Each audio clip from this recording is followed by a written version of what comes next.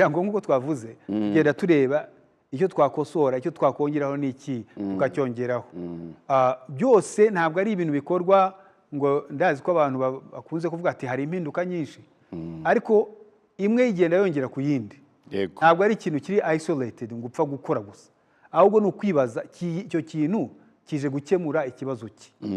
ahangaha nababwiye ibyo kongeza ubumenyi bw'abarimu ngira ngo ibyo birasobanutse impamvu wabikora kuko abarimu nibiga neza bakiga ibihagije bazashobora gufasha abana nabo bige neza kandi uretse n'abangaba batangiye abo twavugaga batangiye bakomeje amashuri n'abarimu bariho barigisha ubu ngubu nabo turabagenda kubafasha kugira ngo nabo bashobore kwiteza imbere kandi bongere ubumenyi noneho two kurindira imyaka 5 mbere yuko abana bakomeza kwiga neza kuko ibyo ngibyo ni it's key nicyo dushaka kugeraho icya kabiri twarebye umunsi w'ishuri urebye ukuntu abana biga abana batangira ishuri mu gitondo kare bakaza bakicara mu ishuri kubera saa 2 rwose bakageza saa 11 bakicaye byiga ko byitwa ko ariho bariga ariko ubushakashatsi buratwereka yuko iyo umwana yatangiye saa 2 n'igice iyo agejeje saa 9 n'igice cyangwa saa 9 kwiga kwe biragabanuka concentration ye absorption ye ibintu byo kugira ngo abyumve biragabanuka cyane ugasanga rero nawe ugasanga nayo masaha nyuma ya saa 6 arimo ariga n'amasomo navuga ngo asaba gutekereza cyane icyo yakwiga cyose yicaye gusa mu ishuri wari ariga ibyo ukwiga kwe kose kuramanuka ugarebye rero nta nubwo bihuye na competence based curriculum uburyo bwo kwigisha turiho turakoresha ubu ngubu mu Rwanda rero dushaka kugira ngo duhuze competence based curriculum n'uburyo turiho turakora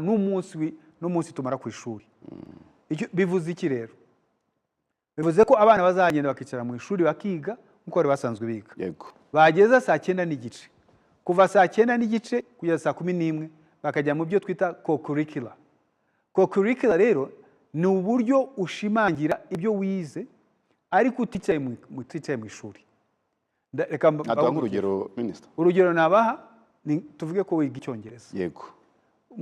iyo uri wicaye mu ishuri barakubwira ngo grammar bakubwira grammar bakakubwira vocabulary bakakubwira ibintu bitandukanye ukabyiga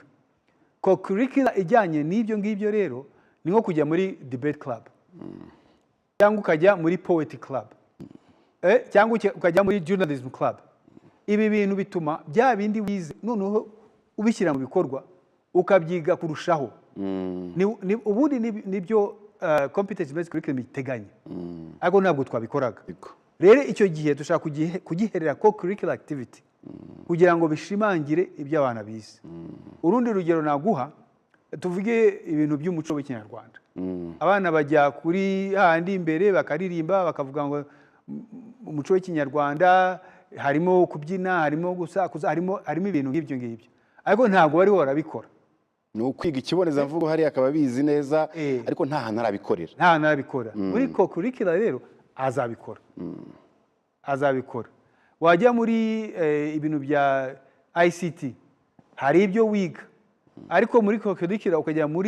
noneho muri programming club ukajya muri computer club hari izi club rero zigatuma urushaho kumenya ugashimangira bya bindi wize muri classroom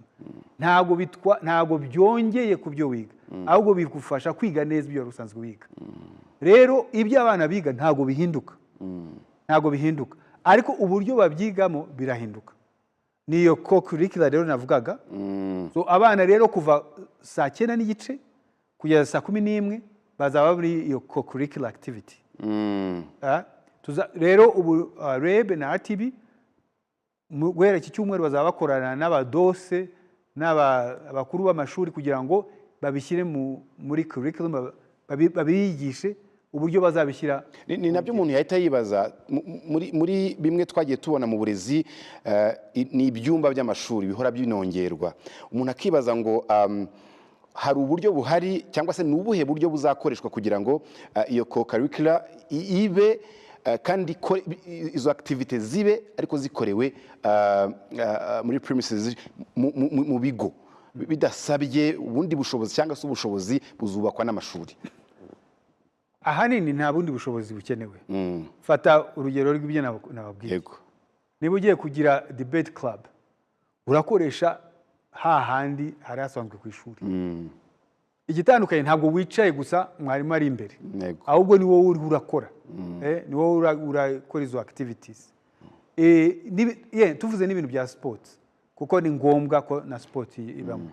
Hari sport wiga ariko noneho muri co-curricular urayishyira, uragira ugakina umupira, ugakina karate, ugagira, hari ibintu byinshi ushobora gukora. Rero hari aho usanga nk'ishuri rishobora kuba afite aho ikigo cy'umupira bashobora gukiniraho, ni byiza bakinira aho ngaho. Hari irindi shuri rishobora kuba ritahafite, ariko siporo ntabwo ari umupira gusa, hari ibindi ushobora gukora. Ibi ngibi bizafasha rwose mu buryo abana biga. So icyo rero, icyo cy'uwo munsi twongeye na bwa bushobozi bw'abarimu bizatuma abana biga neza kurushaho. Ndetse muri iyo mpinduka nakongeraho nuko on Friday abana bazajya bataha saa 9:30. Niba batahe saa 9:30, abarimu noneho bakore ya continuous professional development yabo, CPD yabo bayikore on Friday kuva saa 9:30 kugera saa 11. Impamvu twabikoze gutyo nuko abarimu bakeneye kujya muri iyi training bagafocusinga kuri training. Ntabwo bashobora kubikora abana bari ku ishuri. Iyo ubungubu niko babikora abana bari ku ishuri. Ariko icyo batubwiye nuko hari igihe batajya kubikora kubera ko batinya gusiga abana ari bonyine. Cyangwa ugasanga hari usigaye kugira ngo arebe abana, we ntajye muri izi training. Rero dushaka kugira ngo uwo bagenera umwanya wabo wihariye kandi abana nabo bamaze kujya mu rugo. Abana bagiye mu rugo muri iyo Friday. Rero ibi ni buryo tuvuga ngo turebere hamwe uko kwa organiza umunsi w'ishuri, tugafasha abarimu, tugafasha n'abanyeshuri kugira ngo tubone umusaruro uhagije mu byo twigisha abana, tuzamure ireme. So ibyo bintu rero navuze uko ari bibiri nicyo bigamije. Ariko ntabwo ariho tugarukira kuri ibi ngibi turiho turashaka kongeraho muri uyu mwaka w'ishuri uzatangira mu kwa 9.